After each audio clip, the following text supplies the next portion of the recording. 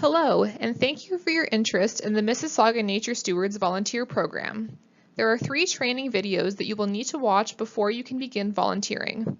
In each video, you will need to look out for a code on one of the slides and upload it to Better Impact.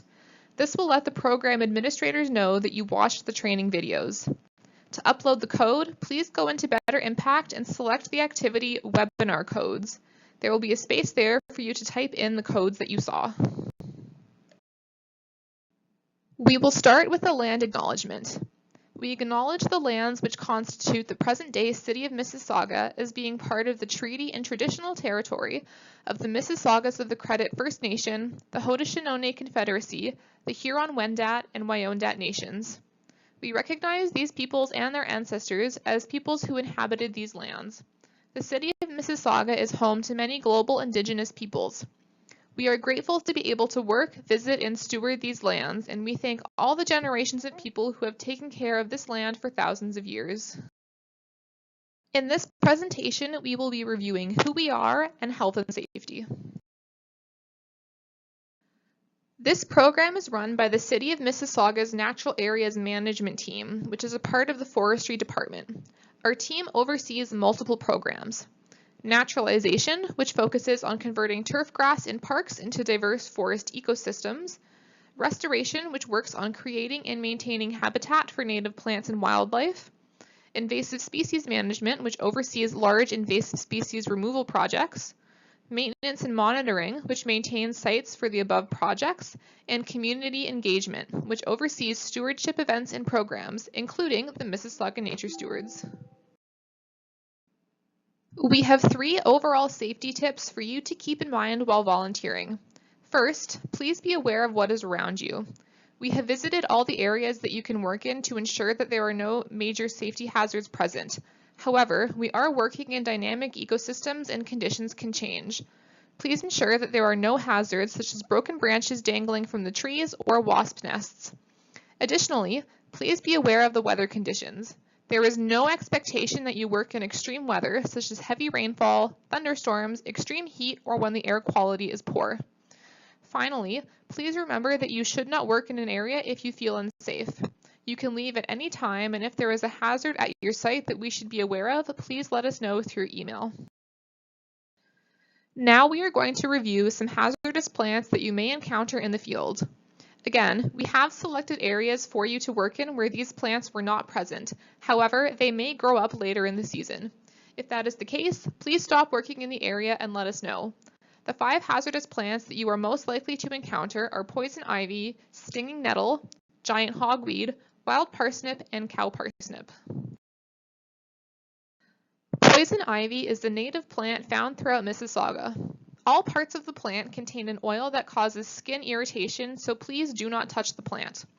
The easiest way to identify poison ivy is to count the number of leaves. Each stem has 3 leaflets. It can be helpful to remember the rhyme, "Leaves of 3, let it be." The characteristics of poison ivy leaves are quite variable and can be rounded, pointed, glossy, dull, smooth, or toothed. If you are unsure, it is safer to avoid the plant. Stinging nettle is also found throughout Mississauga. It is covered in tiny hairs that cause itching and burning when touched, so please do not touch it. It can be identified by its grayish-green flowers that each have 4 petals.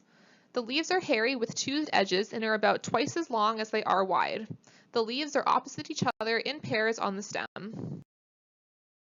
The most hazardous plant that you may encounter is giant hogweed. The sap from the plant can cause severe burns, rashes, or blisters when the sap gets on your skin and then gets exposed to sunlight. If you do come into contact with giant hogweed, please immediately wash the exposed area with soap and water, then cover it and seek medical advice. Giant hogweed is generally found in disturbed areas along creeks and has a few key identification features.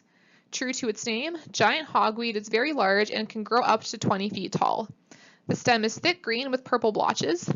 The leaves are compound, lobed, and deeply incised and up to 5 feet wide. The flowers are white, flat-topped, up to 2.5 feet across at full size, and look like an umbrella on top of the plant. We do have a team that monitors and controls giant hogweed, but if you do find one, please let us know so that we can come and remove it. Another hazardous plant is wild parsnip. Wild parsnip also contains a sap that, when exposed to skin and then exposed to sunlight, can cause severe burns, rashes, or blisters. If you come into contact with wild parsnip, wash the exposed area with soap and water, cover it, and seek medical attention. Wild parsnip also has a few key identifying features. It can grow up to 5 feet tall. The stem is a yellowish-green color with vertical grooves running full length down it. The leaves are compound, pinnate, with 5 to 15 toothed lobes that are yellowish-green. The flowers are yellow and are also umbel-shaped in clusters. Cow parsnip is the native species that is commonly mistaken for giant hogweed. It is not as hazardous as hogweed, but is still dangerous to touch. The sap can also cause burns, rashes, or blisters when it touches your skin and is then exposed to sunlight. If you come in contact with it, wash the exposed area with soap and water, cover it, and then seek medical advice. The main visual difference between hogweed and cow parsnip is that cow parsnip does not have purple blotches along the stem. The overall size of the plant is also much smaller, reaching a height of 8 feet and having flower clusters less than a foot wide. Additionally, cow parsnip has fuzzy hairs along the stem and leaves. Now let's talk about tick safety. Please note that there is a code in the top right corner of the slide highlighted in yellow. Ticks are small, between 1 and 5 millimeters in length when unfed. They feed on the blood of people and animals, and their bodies become engorged as they feed. There are 2 tick species in Mississauga, deer or black-legged ticks and dog ticks. Deer ticks are of the most concern because they can carry Lyme disease and transfer it to mammals during feeding. The images on the right show the differences between the 2 tick species. Deer ticks are more red and the dog ticks are more brown. Ticks generally live in shady, moist, and grassy areas. We have 5 suggestions on how you can prevent ticks when volunteering.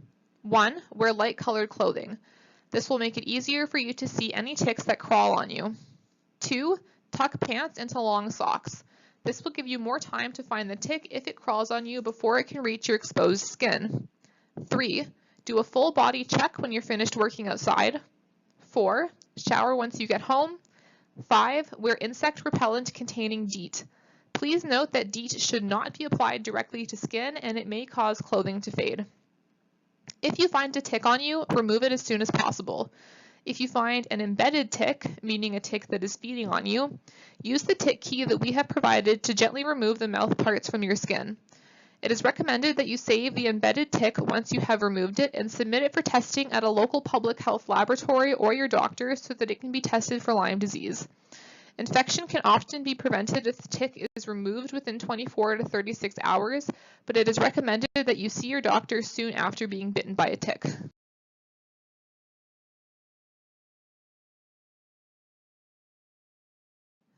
As a volunteer, you will be given the following equipment: gloves, garbage bags, a volunteer t-shirt, a site map or a link to the map, and a tick key shown in the image on the right. You will need to bring the following equipment with you when you volunteer: closed-toed shoes, long pants, a hat, drinking water, snacks, sunscreen, and bug spray.